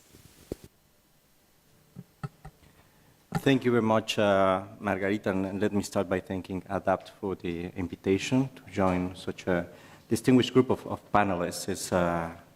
It's very important for us to engage in this exchange. It's not that easy to be the last one after such a set of interesting presentations, but on the other hand, you make my life easier because you provided a lot of data and insights that actually back and sustain what I'm going to share with you, because my role today indeed is to contribute with the perspectives of the IOE and its members. So this is employers on the dynamics and policy landscape of industrial relations in the context of rapid labor market evolution, and overall to see how to foster competitive and sustainable labor. So first, for those who are not that familiar with the International Organization of Employers, which I represent, our organization is the largest network of the private sector, gathering more than 150 business federations. And within our network, we represent over 50 million companies. So we bring the voice of the private sector across the UN and emerging forums, so namely the G20, also we participate at the OECD, G7, GFND, you name it, on social and labor policy debates. And as such, you might find that across regions, our members and companies of all sizes are being indeed impacted by the changing industrial relations dynamics. And therefore, the issues that were brought to this conference are of the utmost relevance. And to be honest, this keeps us quite busy. I think it hasn't been so interesting before to deal with industrial relations. So this is precisely why industrial relations matter. There's a wide range of aspects under the spotlight that are reshaping, indeed, the interplay between employers, workers, and governments. And as I've said, their impact varies across regions and across sectors, but the common denominator that we must all share, perhaps, in this conference is that industrial relations remain vital for competitive labor markets. The question is how industrial relations can adapt to these evolving labor dynamics and serve as a cornerstone for progress in the face of global challenges. So to address this question, let me structure my presentation in 3 parts. First, I'll address the challenges, including those that have been put on the table by my peer colleagues. Second, I'll refer to the core pillars of modern industrial relations, and I'll conclude with what the IOE sees as the path forward. So the first aspect to acknowledge is the continued high level of informality across the globe as a persistent challenge to industrial relations. According to the ILO, nearly 2 billion people worldwide work in informal employment, and that represents 61% of the global workforce. So this is a continued concern that puts pressure on industrial relations. And unfortunately, this is our starting point. And this underscores the urgent need for resilient industrial relations to bring workers into informal, equitable systems. So indeed, it remains under the spotlight as it leads to weak representation, as mentioned by Costas, but also to some unregulated employment practices and sometimes limited or non-existing access to social protection and a limited access to social dialogue, as also stressed by Costas, which is actually one of the pillars of industrial relations that I will refer later on. So informality, on the one hand, hinders the tripartite cooperation, as informal workers may not participate in established forums or processes, and in principle, they don't have access to collective bargaining. And this is also on the question and on the debate and a very important aspect to talk about. I'll refer to that later on. Other 3 challenges that are perhaps, well, newer or drawing our attention as a game changer for industrial relations that we find. First, we have the issue of technological disruption. The one that is most under the spotlight has been presented, which is the AI, with occupations at highest risk of automation accounting for about 27% of employment. But it is not only about automation and the idea of it displacing traditional roles. We also have the rise of platform economy as a means to organize work by the use of digital means.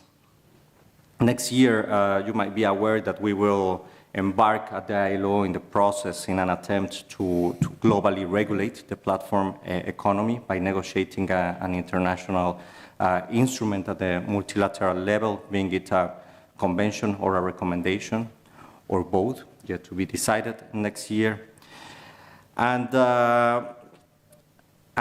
with that, I mean, when we talk about platform economy, we're not just talking about this form of organizing work, and certainly we're not only talking about riders. That is the issue why platform economy is most known for. We're embarking on a process that will need to assess different aspects of how we tackle industrial relations in a context of digitalization. And with that, it is at stake workers' representation, freedom of association, the aspect of collective bargaining, and of course, the employment relationship that is attached to it, the aspect of working time, the aspect of disconnection, also referred by the EU, but also aspects of occupational safety and health, social protection, data protection of workers, transparency, access to labor justice, and other relevant matters that are at stake. And this is why this discussion at the ILO deserves all our attention. Similar as AI, as previously presented, I mean, platform economy, we think that is not operating in a vacuum, and we have to acknowledge that there's a lot of regulation and also international instruments that we deem applicable to the realities of platform economy as means to organize work, because we're not talking about a new sector. We're facing just a way of organizing work that concerns existing working relationships. Alongside, we have the issue of algorithmic management and also, of course, remote work. And all these issues are shifting the way workers organize and how we engage in sound industrial relations. We heard Francesco also talking about these realities and the so-called non-standard forms of employment. And to be honest, that concept is non-existent anymore. The non-standard forms have become a standard, have become a reality, and a reality that we have to cope with and to navigate. So that concept that we used to, or that we created at the ILO is now under question. Second, we have the climate change with 80 million jobs at risk in key sectors as reported by the ILO. And this includes agriculture, construction, and energy production, particularly in vulnerable regions. So transitioning from high carbon to green industries and alignment of workplace practices with environmental goals will require important action and important investments, of course. And the new climate-related regulations will impact labor markets. And the third, we have the demographic shifts, also raised by Francesco, where we find aging populations that could lead to global labor shortage of 85 million workers by 2030. Older workforce increases demand for age-friendly policies, such as flexible working arrangements, reskilling programs, and adjustments to retirement plans, all requiring negotiation through industrial relations. On the other hand, in some regions, we have a demographic bonus, where high youth unemployment puts pressure on industrial relations systems to prioritize job creation, improving employability, and addressing intergenerational equity. In some sectors and regions, demographic shifts also lead to talent shortages, prompting industrial relations to focus on migration policies, retention strategies, and upskilling initiatives. And an important aspect linked to the title of this conference on what workers want is the changing worker expectations. Different generations in the workplace bring varied expectations regarding flexibility, work-life balance, and job security, influencing also collective bargaining priorities. In this context, the labor market must not only compete on economic fronts, but also remain fit for current dynamics, and this imperative underscores the need for innovation in industrial relations. Now turning to the core pillars of modern industrial relations, where we shall look at for innovation in the way we address industrial relations, I will refer to these four pillars: social dialogue, the workplace adaptability, inclusion and diversity, and sustainability. On the aspect of social dialogue,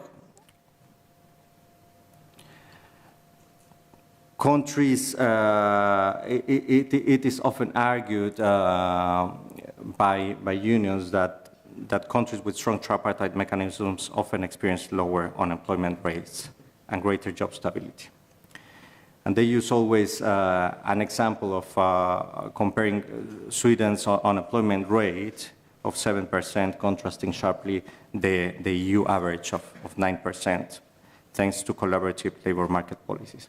This might be true for the EU. It's perhaps distinct in other regions, in Latin America, for example, where it's not that evident. But the truth is that it does provide a platform to address emerging challenges, such as integrating gig workers, managing the impacts of digitalization, and navigating just transitions. But the key issue is to have a clear understanding on what is and what is not social dialogue. It includes, according to dialogue definition, negotiation, consultation, or exchange of information among representatives of governments, employers, and workers on issues of common interest related to economic and social policy. Indeed, collective bargaining is part of it, but it's not the very end of social dialogue. And this is a flag I want to raise, because sometimes collective bargaining is seen as a panacea for social dialogue, and we have to look in the context of these dynamics to other aspects of social dialogue, and very important tripartite social dialogue, and to look at also the solid institutions, the existence of solid institutions of social dialogue that are key to this end. And there we bring the perception of employers in some of the regions which is that in some cases there's existing institutions of social dialogue at national level. They are in place, they are in law, but their effectiveness still raises some concerns. So in some cases, yes, meetings, tripartite meetings are conveyed, exchanges are conveyed, but we turn that into policy or regulation. The interests are not being reflected in a balanced manner.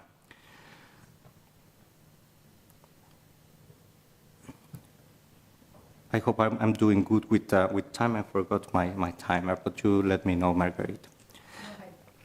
Turning to workplace adaptability, indeed the way we work is changing, and so it is the workplace. The concept of workplace is not the same as we used to face in the past, and therefore flexibility in industrial relations is essential to support new work models while safeguarding also the sustainability of business and its capacity to create and retain jobs in decent working conditions. There's some indications that the gig economy already accounts for about 8 to 10% of the workforce in many advanced economies. And also consumer and worker demands call for a flexible approach on how and where we perform work. But I must say that this adaptability comes for two sides. Looking at it only from a rights-based approach rather than from a win-win approach for business and workers would turn it unsustainable. And the flexibility also demands a high degree of responsibility on the side of workers. Turning now to the aspect of inclusion and diversity, there's no doubt that promoting diverse and inclusive workplace is not longer an option. It is a necessity for equitable and sustainable labor markets. And on the top of it, it is a good investment. In a globalized and rapidly evolving economy, organizations that embrace diversity and inclusion gain significant advantages in innovation, performance, and long-term resilience. And inclusive teams within organizations are proven to be more engaged and productive. Studies indeed indicate that companies with inclusive workforces have up to 30% higher team productivity. So therefore, there's a big return on this inclusiveness. And also organizations with strong diversity and inclusion policies are more attractive for job seekers. And on the gender aspect, there is still much we can do. According to UN Women, globally, women earn 20% less than men on average. And for us, addressing gender gaps through inclusive labor markets is not just a social goal, but an economic imperative, as closing this gender gap could add 12 trillion to global GDP by 2025. And when we talk about this inclusion and diversity, I use this example of Germany's IG Metall collective agreement that actually evidences a balance between the workers' demands or needs towards flexible arrangements, and also with the sustainability of businesses. So you will see there working time reduction, but at the same time without pay, but also coupled with some other employment benefits to avoid layoffs and also more agility in the dynamics of industrial relations, and eventually also an extension of working hours up to 40 hours for other employees, ensuring also the operational stability. Turning to the sustainability aspect, the transition to green economies indeed could create 24 million new jobs by 2030, according to the ILO also. However, effective industrial relations are also needed to ensure that these transitions are sustainable. And this is very important to mention, because we must ensure that the aspect that we don't fall in the trap. I think Stephen referred to it, with over-regulation that turns into a negative impact, or preventing the just transitions to happen in a sustainable manner. So balanced regulation is required.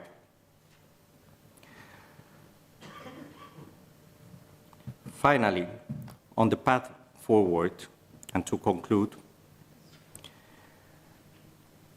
the data that was presented and examples make one thing clear, which is that competitive and sustainable labor markets require proactive, inclusive, and forward-thinking industrial relations.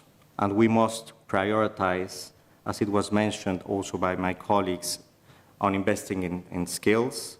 I think Stephen presented a very revealing graph showing how low-skilled workers are also at risk, and skilling therefore needs to be at the forefront to meet the demands for the future economy. Victoria also referred to the skills that are missing. Second, strengthening social dialogue to foster collaboration towards balanced and sustainable responses. I think, well, it's a must. We can all agree, and also looking at the effectiveness, not only the existence of social dialogue institutions, but the effectiveness of it. And finally, innovating, labor policies to address labor market needs and enabling environment for sustainable enterprises, job creation, and just transition. And with this comes all the ideas of flexibility. And we must stop thinking of flexibility as an equivalent for precariousness. As far as we cope with flexibility in the proper manner and in the context of social dialogue, we can leverage from this flexibility to cope with emerging needs. And certainly in the quality of jobs roadmap, for example, that was presented by the EU, we must also include and look after the sustainability of enterprises. This has to be at the core, at the forefront to secure continued job creation and the sustainability of jobs as enablers. So colleagues, this is the perspective from the employer side. Many issues at stake, and also appetite for keeping on engaging, of course, with social partners and with other institutions that are also addressing all these issues. So thank you very much, and of course I am open to questions.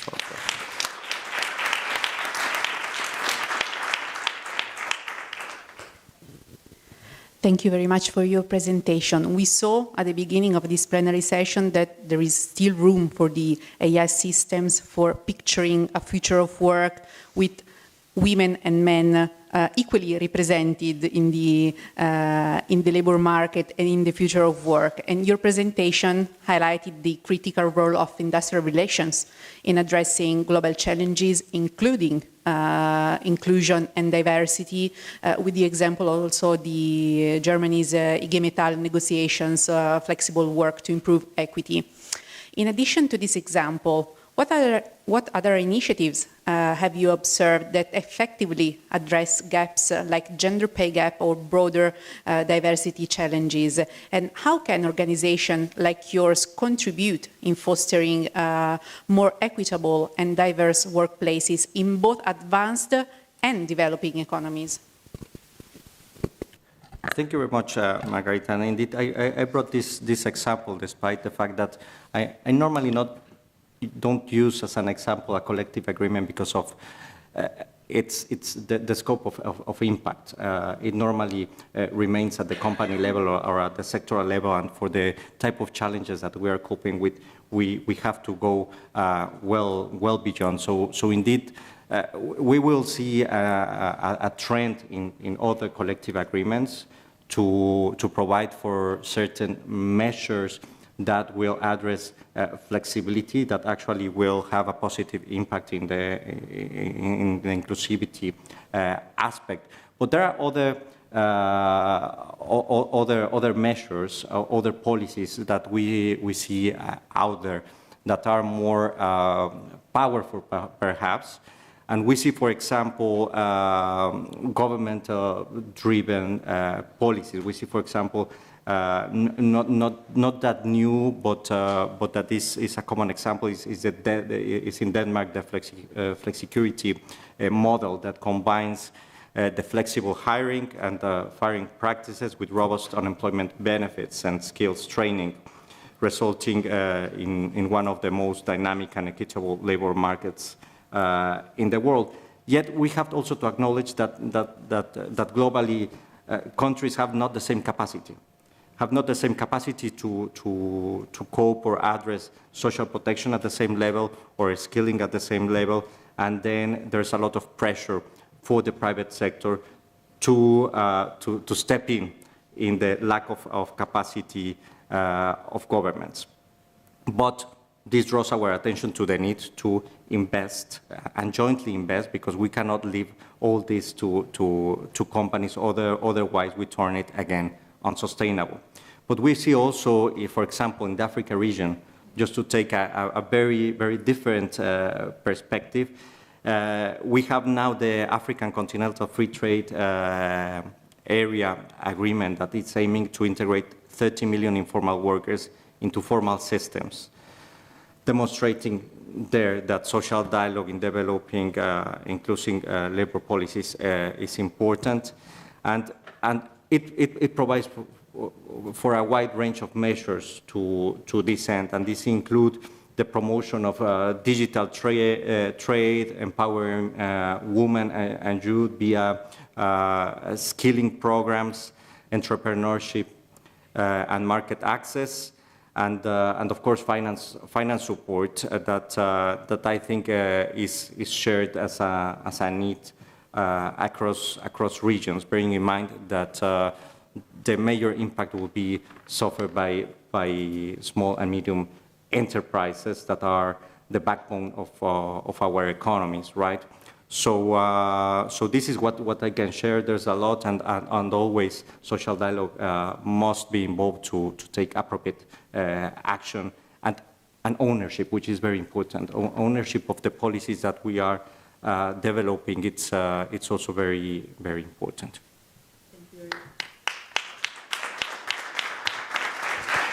So I have to say a very big thank to all the panelists for their really interesting and insightful presentations. Over these 3 days, we have a very, very, very tight schedule in terms of concurrent workshops and additional sessions which will follow this opening one. So again, a new applause for our speakers. Thank you for being there with us. And now I invite all participants to decide which session to follow after this one. We will have the workshop number 1 in this room with a keynote speech from by Professor Luis Gil. Then we will have in Sala Novelli, so on the left side, a keynote speech by Professor Lourdes Meia Mendez. She will focus on the health and safety, occupational health and safety issues in the digital and gendered perspective. So we'll have also this focus this afternoon. And if you'd like to follow new insights on artificial intelligence and its impact on quality jobs, I invite you to go in in Sala Stampa room on the right side with this workshop. And with a broader perspective on equality and the future of work, I invite you to go downstairs on floor 1 for the workshop number 4. Thank you again for being there with us, and thank you for your contribution to ADAPT conference.